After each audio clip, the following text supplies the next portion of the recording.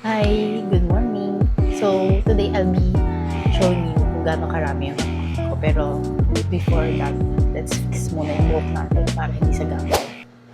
Itong headband na pala na to, wala siya yung mga ngipin na matutulis. Parang velcro yung gamit. Dapat kay Cheyenne ko to gagamitin kasi ang laki-laki pala niya, pang maganda pala siya. Ngayon, tanggalin na natin. Usually kasi 20 minutes ako nagpapok. Pero eto, tinanggap ko na. And, sa other side din, 18 minutes.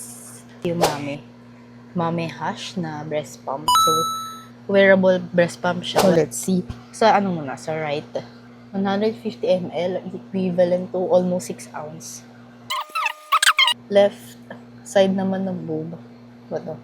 160 ml din, almost 160 ml. Or 6 ounce. Medyo malabo kasi mata ko. So, parehas na 6 ounce. Both left and right. Feeding bottle pa niya to nung newborn siya. So, 3 ounce lang to. Yan, 80 ml or 3 ounce. Gusto ko rin muna na 3 ounces muna i-collect or i-store per bag. Kasi, hindi niya nauubos minsan kasi nga ayaw niya ng bote. Ayaw niya sa chupon.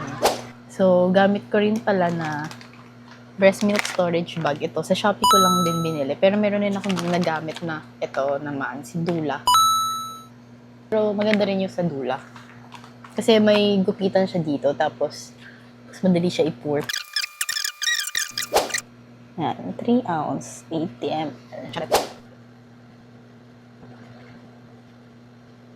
Ay, 3 ounce lang. Yun nga, sabi ko kanina. Kasi hindi niya inuubos. Pinupuno ko to ng 5 ounce. Tapos, pag ininit, tapos nagdede siya, hindi niya inuubos. Sayang, di ba?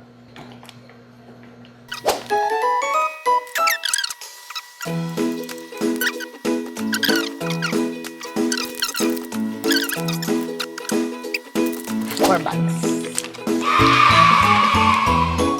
The 3 ounces each.